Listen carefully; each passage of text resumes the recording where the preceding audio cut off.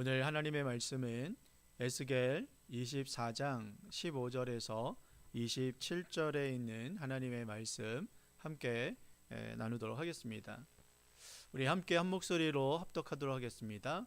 여호와의 말씀이 또 내게 임하여 이르시되 인자야, 내가 내 눈에 기뻐하는 것을 한번 쳐서 빼앗으리니 너는 슬퍼하거나 울거나 눈물을 흘리거나 하지 말며 죽은 자들을 위하여 슬퍼하지 말고 조용히 탄식하며 수건으로 머리를 동이고 발에 신을 신고 입술을 가리지 말고 사람이 초상집에서 먹는 음식물을 먹지 말라 하신지라.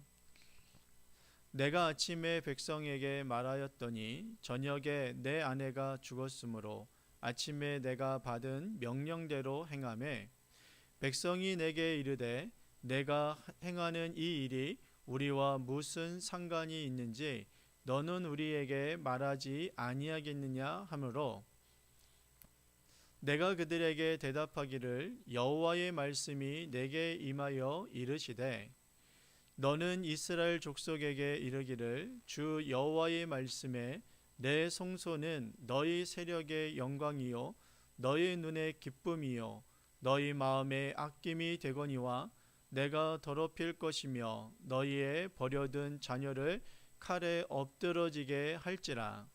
너희가 에스겔이 행한 바와 같이 행하여 입술을 가리지 아니하며 사람의 음식물을 먹지 아니하며 수건으로 머리를 동인 채 발에 신을 신은 채로 두고 슬퍼하지도 아니하며 울지도 아니하되 죄악 중에 패망하여 피차 바라보고 탄식하리라.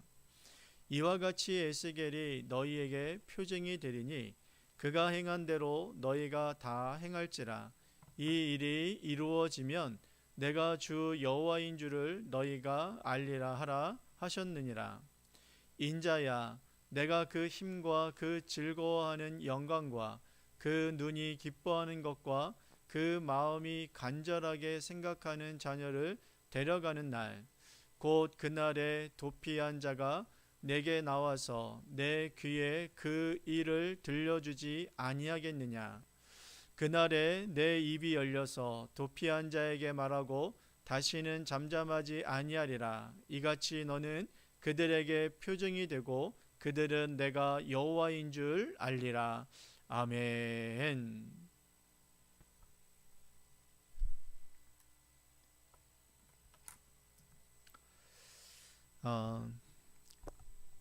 사랑하는 성도 여러분, 오늘 우리 이 새벽 아침에 우리가 이제 함께 나눌 하나님의 말씀은 에스겔 24장 15절에서 27절에 있는 하나님의 말씀입니다. 이 말씀을 통해서 삶으로 전해지는 하나님의 말씀이라는 제목으로 저희가 함께 이 말씀을 나눌 텐데, 여러분 오늘 이 말씀을 끝으로 에스겔은 잠시 저희가 중단하고 이제 내일서부터는 저희가 로마서 말씀을 함께 나누도록 하겠습니다.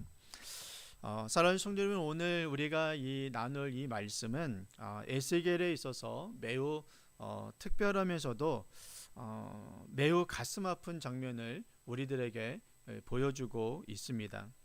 하나님께서는 에스겔 선지자의 그 삶 자체를 통해 하나님의 그 메시지를 전하게 하십니다. 다시 말해 하나님은 에스겔의 그 말뿐만 아니라 그의 삶을 통해서 하나님의 뜻을 보여주게 되어집니다. 먼저 하나님은 에스겔에게 충격적인 말씀을 하십니다. 15절에서 17절 말씀을 보게 되어지면 하나님께서 이런 말씀을 해주시죠. 내가 내 눈의 기쁨을 한 번에 쳐서 빼앗아 가겠다라고 말씀해주고 있습니다. 그러니까 에스겔의 눈에 기쁨이 되어오는 것을 하나님께서 쳐서 빼앗아 가겠다라고 말씀을 해주고 있습니다. 여기서 내 눈의 기쁨이라는 것은 이제 이따가 우리가 같이 나눌 말씀이지만 바로 에스겔의 그 아내를 말씀하고 있습니다. 하나님은 에스겔의 그 아내가 갑자기 죽게 될 것이라고 미리 말씀해주고 있었던 것이죠. 이것은 선지자에게 너무나도 큰 충격적인 말씀이었습니다. 물론 이 말씀을 받았을 때에 에스겔은 자신의 눈에 기쁨이 되는 것이 어떤 것인지를 정확하게 알지는 못했을 것입니다. 하지만 나중에 아내가 죽고 나서 자신이 그 말씀을 전하고 그 저녁에 이 아내가 죽는 그 사건을 통해서 에스겔은 자신의 눈의 기쁨이 바로 아내였음을, 그리고 그 아내가 죽음을 맞이하게 되었음을 그 에스겔은 알게 되어졌던 것입니다.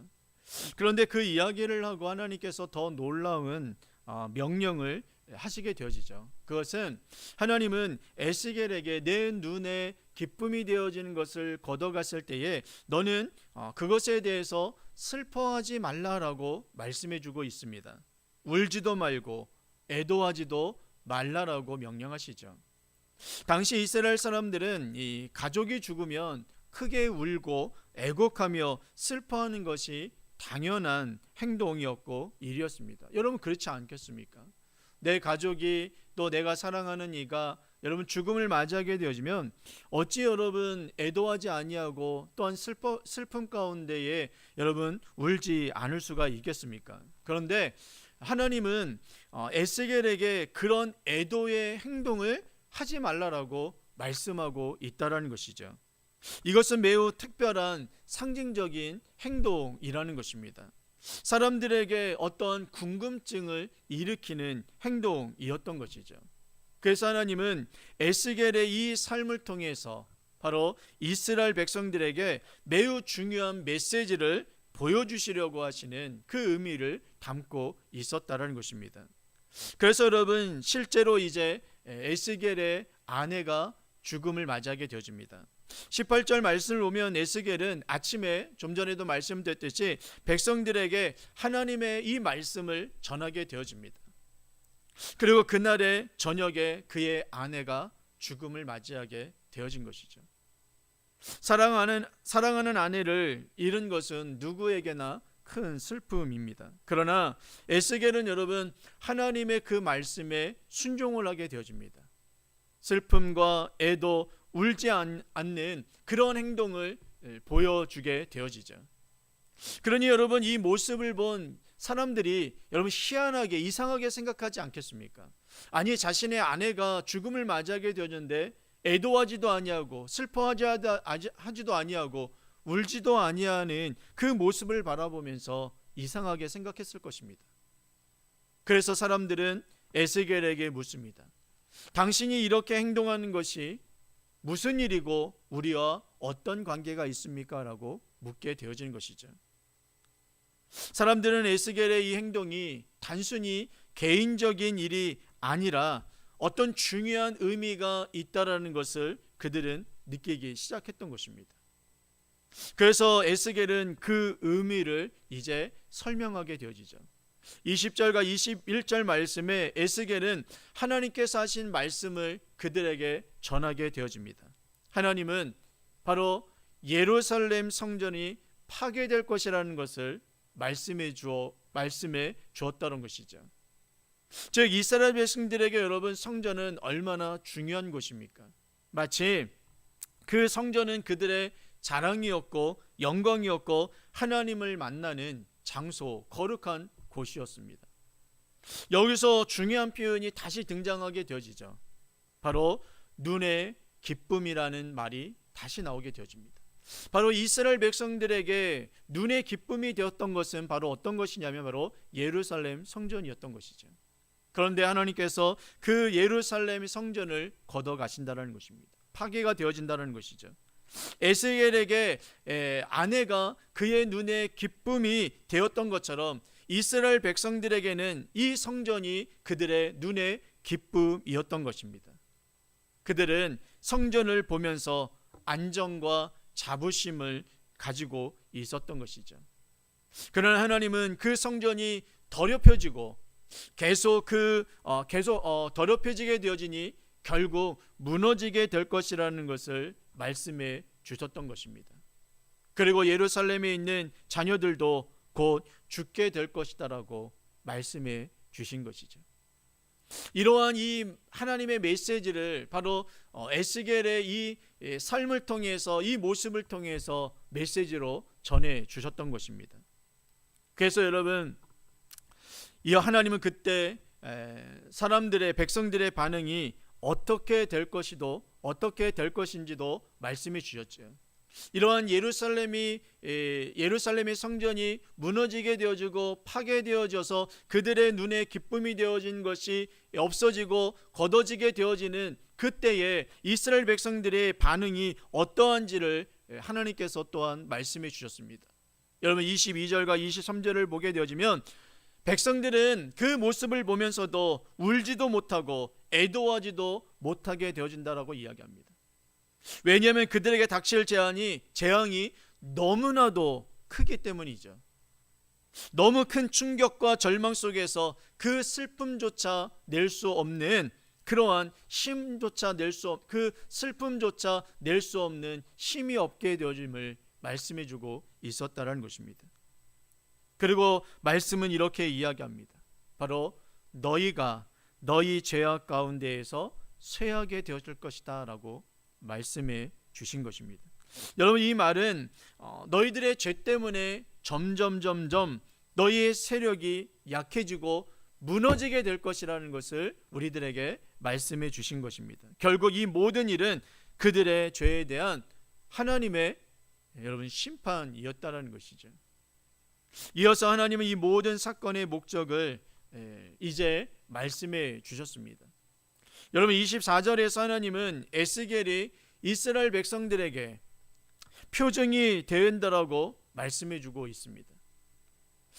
에스겔의 그 모습이 이스라엘의 표징이 되어진다라고 말씀해 주고 있는데, 표징이라는 말은 하나님이 무엇을 하시는지를 보여주는 살아있는 표시라는 뜻으로서 바로 에스겔의 삶 자체가, 그 에스겔이 보여주는 그 삶이 바로 하나님의 메시지가 되어진다라고 말씀해 주신 것입니다. 그래서 마지막으로 25절에서 27절 말씀에는 이제 실제로 이루어질 그 날을 이제 말씀해 주고 있죠.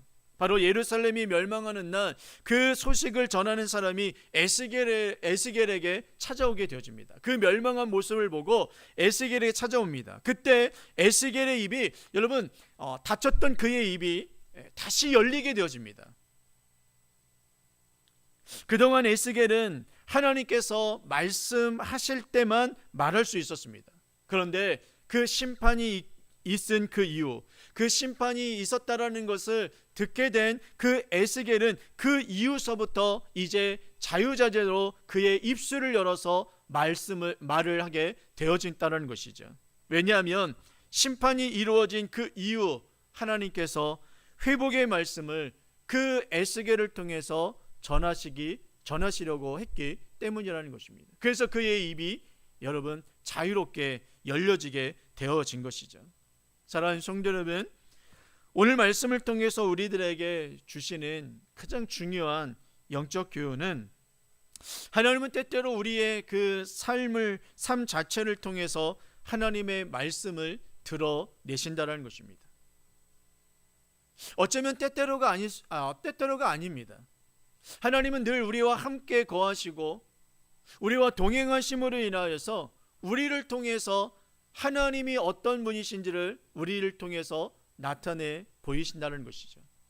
하나님과 연합된 우리를 통해서 하나님이 어떤 분이신지를 우리를 통해서 드러내시고 나타내 주신다는 것입니다. 그래서 많은 사람들은 그리스도인들을 바라보면서 그들이 전하는 그 말씀보다 그들의 삶의 모습을 통해서 바로 하나님께서 우리들에게 전하고 계시는 바로 그 메시지를 더욱더 깊이 있게 받아들이게 되어진다는 것입니다. 말뿐만 아니라 바로 그 삶 자체를 통해서 그 메시지로 받아들이게 되어진다는 것이죠. 우리의 여러분 신앙이 바로 그 역할을 하는 것입니다. 하나님은 우리의 말만 사용하는 것이 아니라 우리의 삶 전체를 사용하시고 계시다는 것입니다. 우리가 어려움 속에서 여러분, 하나님을 믿고 의지하며 살아갈 때에 사람들은 우리를 안 보는 것 같지만 우리의 그 행동 하나하나, 우리가 그 어려움을 만났을 때에 어떤 행동을 하는지를 통해서 그들은 하나님을 발견하게 되어지고 만나게 되어진다는 것입니다.